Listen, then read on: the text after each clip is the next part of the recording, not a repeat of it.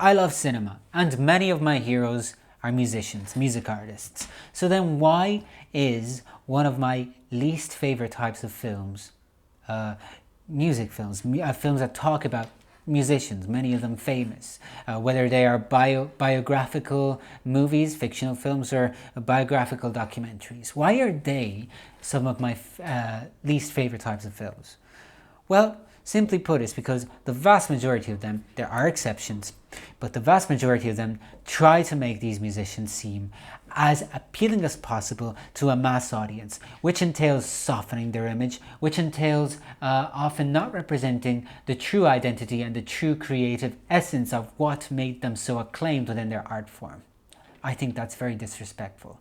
So as a result, I try to avoid this type of film. Again, whether they're fictional films or biographical documentaries, but sometimes I just have to watch them, whether it's because my own curiosity or whether it's because I'm assigned a certain interview by a certain director who made a certain film, and so I have to see it.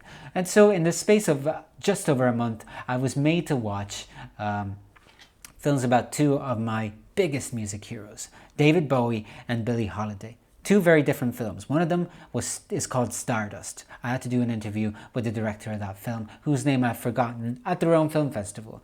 And that was a fictional film. It was an independent fictional film. The other one was about Billie Holiday, and it's a documentary. It's a very mainstream documentary, very traditional documentary, and talks about Billie Holiday, and it's titled Billie. Again, I've forgotten the name of the filmmaker there. It's not important. This is a quick video and it's uncut. I'm not going to start Googling anything. Also, my battery's low, so I'll just get to it. And again, what I hated about both of these films, hate is a strong word, but hey, let's go with it, is that they definitely did not represent the creative essence of either of those two artists. Let me tell you how. Well, Stardust, or very briefly anyway, Stardust is an independent film that focuses on one specific moment in the formative career of a young David Bowie at around the time when he was trying to discover who he was, trying to find out his identity. This was around the time when he released The Man Who Sold the World. And this was also around the time when he was not big in America yet. But it is a fascinating period, not only because it was his formative years, but also because it was a very exciting time in his career. In the sense that around this time, it is true that he went on a tour where he couldn't really play because he didn't have the right license to play the music from his album. So it was mostly a spoken word tour, which should have made for an amazing film. But what follows is something that I would describe as a film that my grandmother would have made about David Bowie. By that I mean that it just becomes something so schmaltzy, so meaningless, so standards, so traditional that it goes against everything that David Bowie represented in his life. It just narrows him down to someone who wears some flashy clothes and realized that a musician could actually say something. Genius.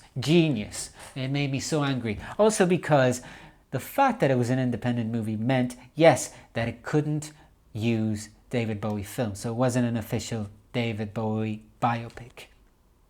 That should be a disappointing fact in itself, except for the fact that because it didn't have to be an official David Bowie movie, then it could have been so much more ambitious and gotten away with so much more. And you know, the director could have had the excuse to say, well, we didn't want to get sued by the David Bowie estate, but then why make that movie if you really have those legitimate fears? Don't make it. The world doesn't need it. Make a movie about a fictitious musician who happened to have lived at around the same time as David Bowie. And why not also make it about a musician who didn't make it? We never get those movies that talk about musicians that may or may not have existed, but who never actually made it. Why not? They're just as interesting, if not more interesting, than the other ones who did make it, because we know all there is to know about them, or there's enough material out there for us to look up and find out more about them. So why not make movies about them? There's so many possibilities, there's so much potential that, you know, in the end actually leads me to think that a film like Stardust exists simply because it's easier to sell a movie about David Bowie than it is to sell a movie about the average Joe who didn't make it. So anyways, moving on. Billie Holiday, one of my favorite music artists of all time. One of the strongest characters in jazz history. a woman who stood up for herself time and time again, endlessly inspiring, wrote and delivered some of the most memorable lyrics of the time. Listen to God Bless the Child. Any recording of that song by her means so much. She didn't have the vocal range of an Ella Fitzgerald, but the fact that she could still make her songs so beautiful, so immortal, with her limited vocal range, actually to me makes her more remarkable than the endlessly technically gifted Ella Fitzgerald. Connects with me more. I could go on and on about that, but you can see my admiration for Billie Holiday is partly because of her strong character and what she represented. The idea of strong, empowered womanhood that she represented. Everybody who knows a little bit about Billie Holiday knows that she had a troubled life, partly because of her own personal demons, her struggle with drug addictions, and terrible decisions that she made, including abusive relationship and her penchant for falling in love with the wrong man. Listen, we can all understand that. Well, not the wrong man, when I'm mostly heterosexual, but anyways. And then, of course, there was the whole thing about being a black woman at a time when the US was terribly racially segregated. And so she went through terrible hardships because of that, some of which I can't even begin to imagine as a white man in 2020. But one of the things that even is stated in the documentary, she was very adamant about the fact that she did not want to be known or seen as a victim. I believe that early on in the documentary, the filmmaker makes it a point to actually show that that was the case. And then what does it do? What does the film do? It proceeds in showing that Billie Holiday was a victim. I can't believe it. I mean, what I don't like about this is that via its presentation, via the way that it's talked about in the media, this film tries to present itself as the film about Billie Holiday. But actually, as you watch it, and very subtly, it actually promotes itself as the film about a biography on Billie Holiday that was never published because the writer who was working on it was found dead in a car in the 70s. So, in the end, what really sells it is the fact that this is a mystery document. It's a true crime documentary, very trendy. You rarely see documentaries crossing over to the mainstream that aren't mystery or true crime documentaries. So naturally, a film about Billie Holiday also has to be like that. And so as a result, the film becomes some sort of a confusing somewhat conspiracy theory about what led to Billie Holiday's death, but also what led to the death of her biographer. But what really annoys me about that is that, first of all, the primary source material, I would love to get my hands on the original tapes that were recorded by the original biographer of this book that never came to light. But what really annoys me about that is the film doesn't represent the essential creativity of Billie Holiday, doesn't represent her fiery nature, her strong-willed character. All throughout, it's just a schmaltzy thing that really does focus in on her being such a poor soul, which definitely would not have sat well with Billie Holiday herself. If she had seen the film, she would have been completely disgusted with it. And I'm sorry to have to use such strong expressions, but I feel like this is so true. Billie Holiday had such a strong personality, such a strong character, and again, she did not want to be seen as a victim. And whereas here in the film, it is said that she made her own decisions. Sometimes she got high just because she wanted to get high. Yes, people do that. People who are drug addicts sometimes just get high because they get high, right? And of course, yes, her drug addiction was also influenced by things that were beyond her control, including the hardship she went through because of the racial segregation. But hey, she constantly made those decisions herself. She made those decisions to go with those men who beat her. And it was because of her formation. It's because of the kind of atmosphere that she was brought up in. It was because of different reasons, right? But that doesn't mean that you have to represent a person as a victim.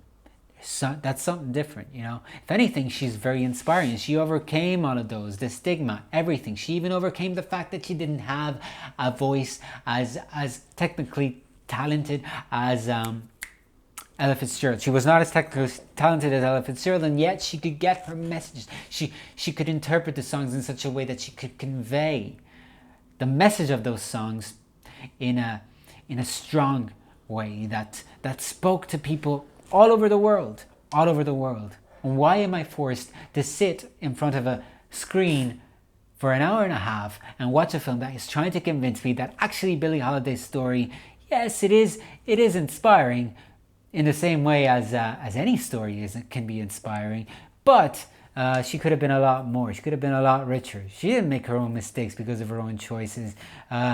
The point of her story is that, you know, she was a victim. She was a black woman, so she didn't rise up to the challenge. In the end, she died young. She was broke, and so on. And that's because she was a martyr of her time. I can't believe it. What annoys me about that is that, yes, it's possible that, objectively speaking, that could have been true. But you also have to know that what makes her so inspiring is the fact that she, at the end of the day, powered through it. In fact, she said it herself many times in her interviews. And there's a part in the movie that's still the best part in the entire film, where she is asked by an interviewer why she thought that jazz musicians died so young. And what she answers is not that it was because of the terrible life that they had, of the hardships they had to endure, which were true. I mean, it's always been tough being an artist, especially from the Industrial Revolution onwards. Nowadays, it's difficult to be an artist in any of the art fields. Back then, forget about it. You were black and you were an artist, you might as well be an alien, you might as well be an outlaw. You know, definitely a difficult life. But what she says is not that. What she says is that jazz artists try to live, the only thing that I can tell you is jazz artists try to live 1,000 lives or 100 lives in one day. Or 100 days in one day, but you get the point. The point is that she understood that the nature of her work, the nature of what she was doing, was synonymous with its intensity, with the intensity of its lifestyle. And so, you know, being that alienated from what society tells you to do entails a certain intensity of a life that becomes, after a while, difficult to endure. But if you can overcome it, and if you can become an international beloved symbol to this day of something that really meant so much to you, why not celebrate that instead of talking about, oh, poor Billie, you know, it's so sad that this is what happened to you. We love you, and we're sorry for what happened to you. We get enough of that, you know. Geez, that's the most boring way of talking about such an inspiring person. Stylistically as well, it represents nothing of her creativity. It is the standard true crime style that we're all so used to seeing. And it's very disappointing. I would love to eventually watch a film about Billie Holiday, whose life has been explored in so many books, so many films, so many documentaries, so many TV specials, but feel you can only get a sense of from herself, from her own song, from her own music that she recorded. And the same I can say for David Bowie. The only difference is that David Bowie was around at a time when communication was key, and so he basically chose the image that he projected for himself. But certainly if he had seen Stardust, he would have probably been disgusted as well. I mean, what kind of a film is that? Is this the kind of world that we live in, where we see so many films made about our music heroes that are so terribly underwhelming, but still potentially could be celebrated by the critics as great works of art? Well, Stardust was not greeted that well by critics, but if you look up Billie, a lot of positive reviews, and I just don't understand that. Is this how we are used to hearing people talk about our favorite artists nowadays? Very disappointing. We can do a lot better than that. It's 2020. Creativity is a lot easier than it has ever been. So, God bless Billie Holiday. God bless David Bowie. Long live cinema, long live the arts. I definitely recommend you listen to some of their wonderful music if you're watching this video. And if you did watch this video, thank you very much. I wish you well in your artistic ventures. Peace. Ciao.